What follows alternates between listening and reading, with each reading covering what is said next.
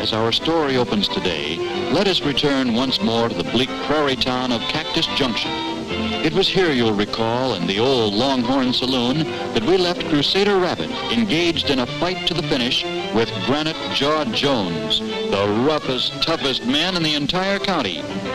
Crusader's sole supporter was his strong but timid friend, Rags the Tiger, who peeked anxiously in through a nearby window.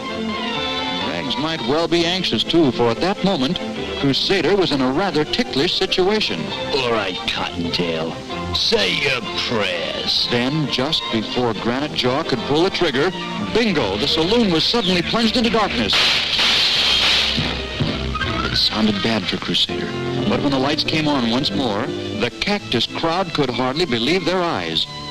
There was the tiny rabbit standing victoriously over his fallen foe. Just how it happened, nobody was ever able to figure out. But if it could happen to the great Granite Jaw, it could happen to any of them.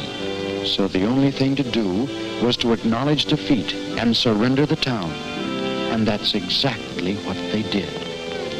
One by one, the citizens of Cactus Junction signed the peace treaty and agreed to support the rabbits in their fight for freedom.